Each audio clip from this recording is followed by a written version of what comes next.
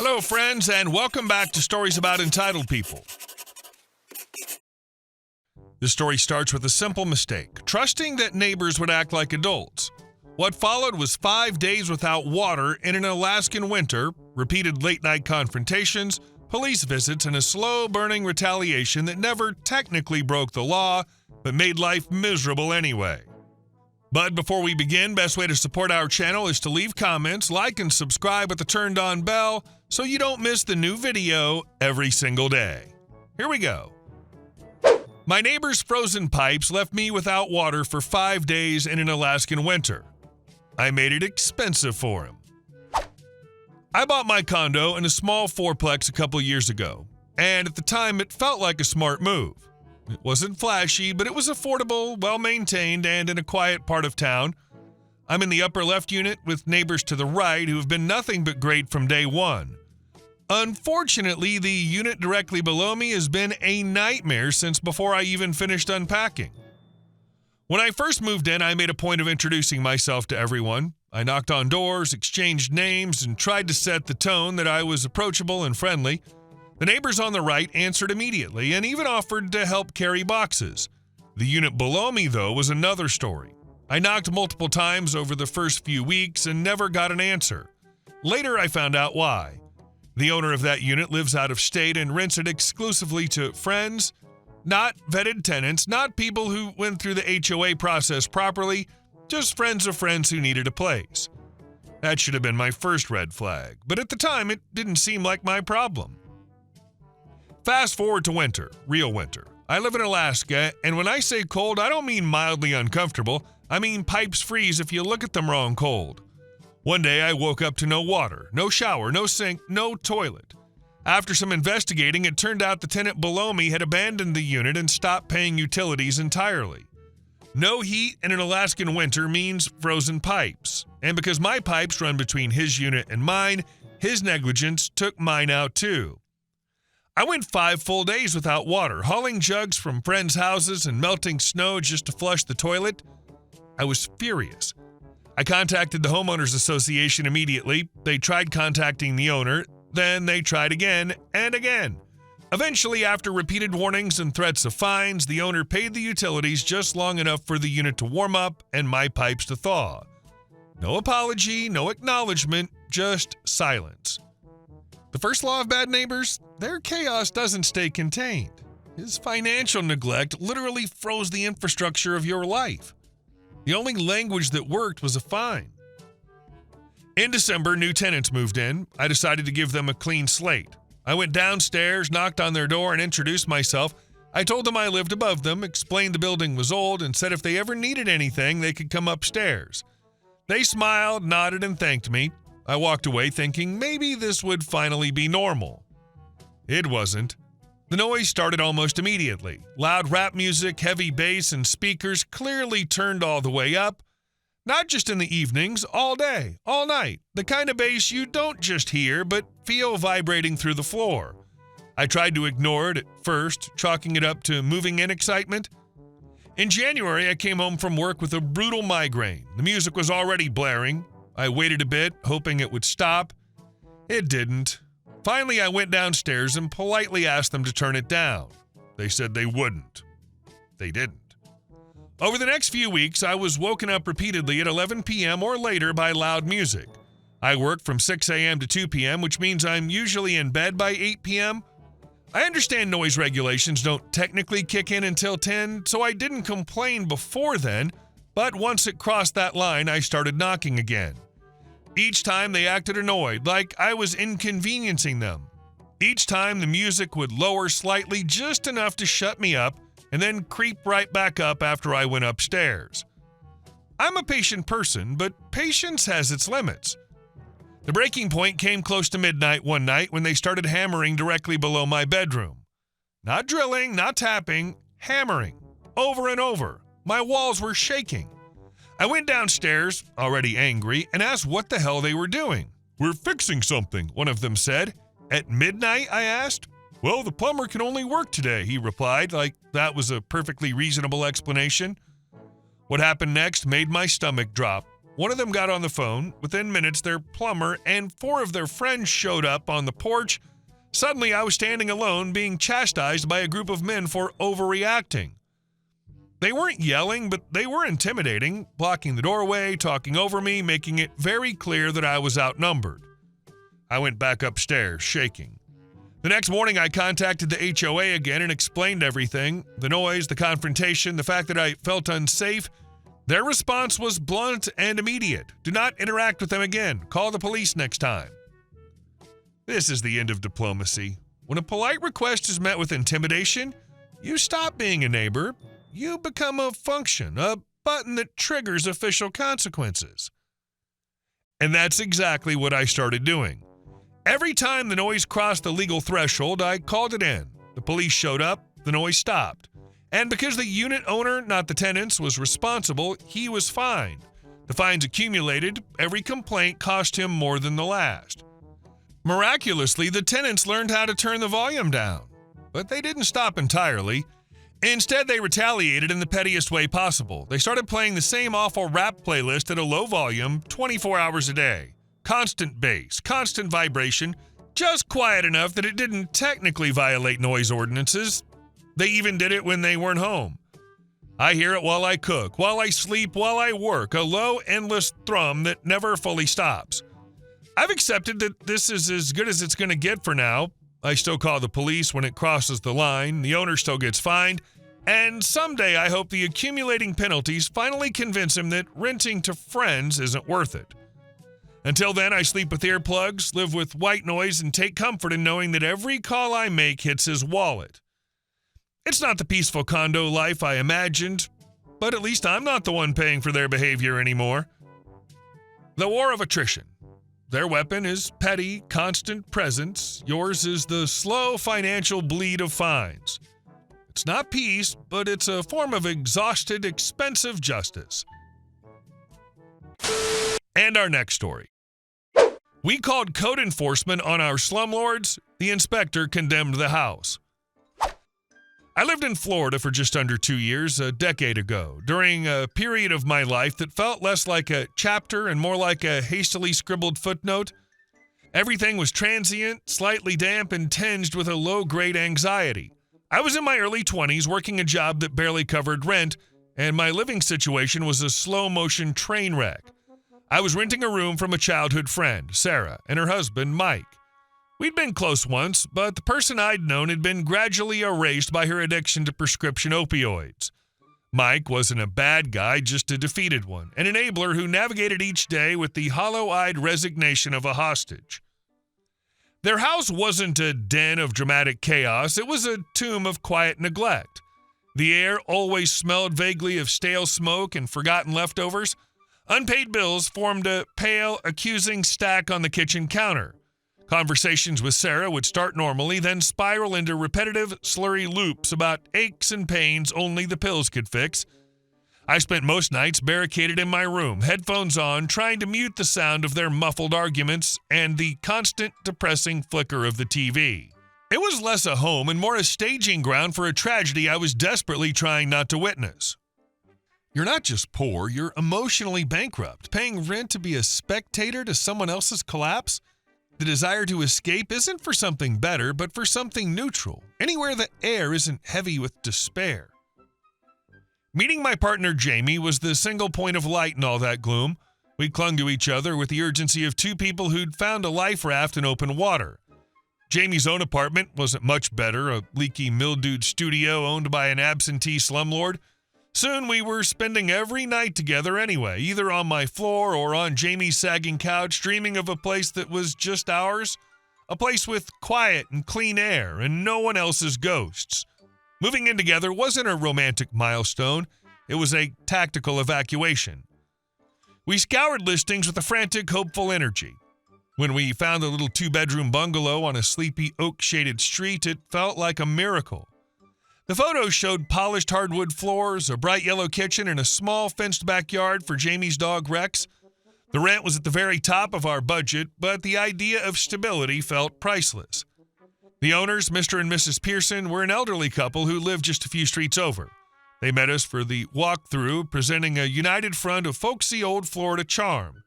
He was bald with a carefully trimmed white mustache, and she wore a floral print dress and carried a wicker handbag. They spoke about the house not as an investment, but as a family treasure, a home they'd raise their own children in before downsizing. "We just want it loved by a nice young couple," Mrs. Pearson said, patting my arm. They pointed out the brand new AC unit, circa 1998, and the storm-proof hurricane shutters. Everything was spotless, airy, and smelled of lemony polish. We were so desperate to believe in this version of normalcy that we ignored the slight, persistent undertone of mildew beneath the citrus, writing it off as Florida smell. We signed the lease 2 days later, our eagerness a blinding force. We were giddy as we moved our meager belongings in. For the first week, we played house with abandon, cooking meals together, arranging furniture, and imagining a future there. The illusion held, fragile and beautiful. Then the tenants arrived. Not human ones. It started with a single dark brown insect scuttling across the white kitchen counter at midnight. I smashed it with a paper towel. "Just a random bug," I said, my voice less sure than my words. 2 nights later, we saw 3 in the sink. A week in, we lifted a cereal box to find a cluster of them frozen in the sudden light. These weren't the giant flying palmetto bugs Floridians love to shrug about. They were German cockroaches, small, persistent, and prolific. We called the Pearsons, trying to sound calm and responsible. Mrs. Pearson's tone cooled immediately. "Oh, honey, those are just palmettos. They come in from the live oaks. It's part of life here." We insisted they were roaches, pointing out the egg casings we'd found. "Well, you must be leaving food out," Mr. Pearson chimed in on speakerphone. "Keep a cleaner house. We've never had a problem there." The refusal to even acknowledge the issue was our first real chill. Lesson 1 in the Landlord playbook. Gaslight by flora and fauna. If it's a bug, it's just a palmetto. If it's mold, it's just Florida. The goal is to reframe a structural failure as a personal failing on your part. It's a test to see if you'll absorb the blame and the cost. We spent a small fortune on traps, boric acid, and sealing every crack we could find.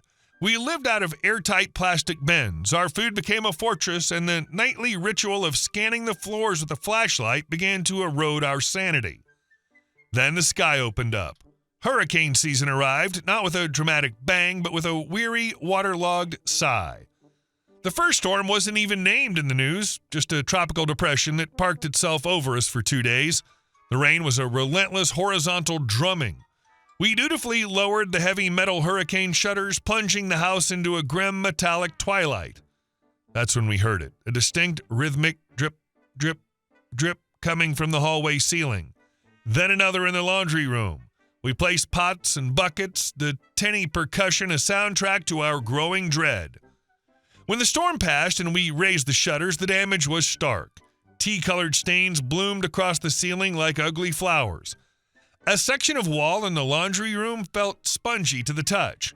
We called the Pearsons, images of responsible landlords springing to action in our minds. Mr. Pearson arrived, stood in the backyard, hands on his hips, and squinted at the roof. "Looks fine from here," he declared. "Probably just a few shingles.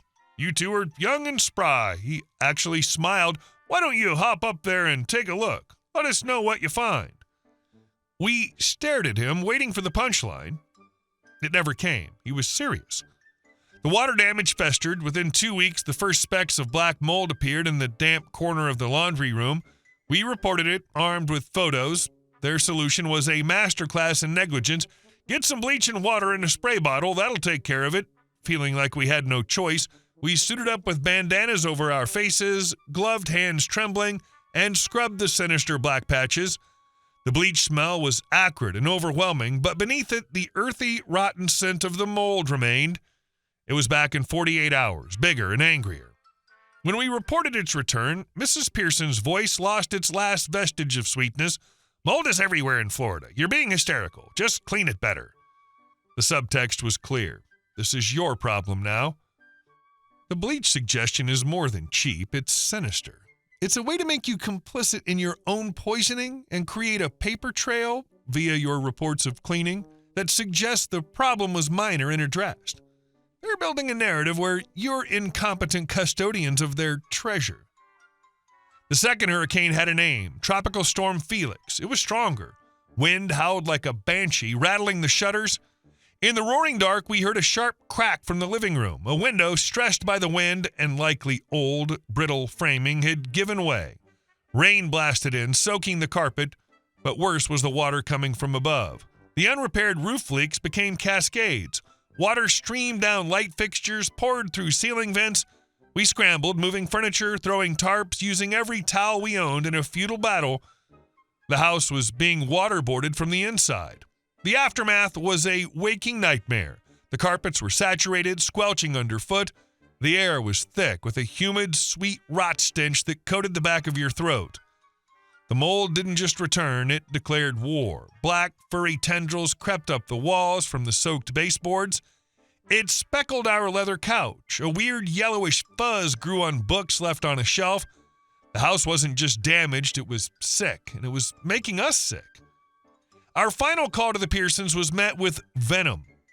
They accused us of causing the window break by not securing the shutters properly. They said the rampant mold was due to our failure to properly ventilate the home. They insinuated we'd be held financially responsible for all repairs and cleaning. The kindness was gone, stripped away to reveal the calcified greed and profound irresponsibility beneath. That's when we stopped being tenants and started being witnesses. We called the city's code enforcement and health department. The inspector, a weary-looking man named Gary with a kind face and a sharp eye, arrived on a Tuesday morning. He took one step inside, stopped, and his professional neutrality dissolved into palpable disgust. "Jesus," he muttered, pulling a small respirator from his bag. He didn't need our story. The evidence screamed. This is the moment you stop playing their game and change the arena. You bring in the objective third party, the man with the clipboard and the moisture meter. His disgust is your first validation. The evidence screaming is what happens when you stop arguing and start documenting. As he was writing his report, Mr. Pearson's truck screeched to a halt out front. He barreled up the walk, face purple. "What the hell is going on here? You kids better have that roof fixed," he shouted, not even seeing Gary. Gary turned, clipboard in hand. "Are you the property owner?" "Damn right I am," Pearson blustered, "and these tenants are destroying my house." Gary's voice was flat, the sound of bureaucracy delivering judgment. "Sir, this property's being condemned as of this moment." The transformation was instant and absolute. Mr. Pearson's bluster evaporated. His jaw worked, but no sound came out. He looked from Gary's impassive face to the ruined living room, to our exhausted, resolute ones. Without another word, he turned on his heel, walked back to his truck, and drove away. Consequences, when they finally arrive, are often silent. The sputtering rage has no audience here, only the cold, factual authority of the city. His walk back to the truck is the walk of a man who just realized his bluff has been called with a royal flush he didn't know was in the deck. We thought that was the end. We were naive. That night, Mrs. Pearson called. The kindly grandmother was gone, replaced by a shrieking harpy. She accused us of a conspiracy, of being professional grifters who targeted the elderly. She screamed that we'd never see our security deposit again, that she'd sue us for defamation and property damage, and that we'd be held to the lease until she decided otherwise. Then, almost miraculously, she provided the silver bullet, and I took that ugly condemnation sign off my door. It's an embarrassment. You will not humiliate us like this. She later put it all in writing. Radio silence for a week, then another call from Mrs. Pearson. The transformation was now complete. Her voice was dripping with a cloying artificial syrup. "Hello, dears. We've been thinking, and you were just the loveliest tenants. We've decided to refund your full deposit, of course, and we'll release you from the lease. No penalties at all." The sheer brazen audacity took our breath away. A month later, driving to our new, thoroughly vetted, professionally inspected apartment, we passed the bungalow. The scene was one of beautiful, brutal justice. A massive dumpster sat in the driveway, overflowing with the guts of the house. Crews in white hazmat suits hauled out load after load. The entire interior was being stripped to the studs. The cost of that remediation would dwarf the few $100s it would have taken to fix the roof after that first minor storm. We pulled over and watched for a few minutes. There was no triumphant cheering, just a deep, quiet exhalation of stress we'd been holding for months. Their own words and actions had boxed them into a corner of their own making.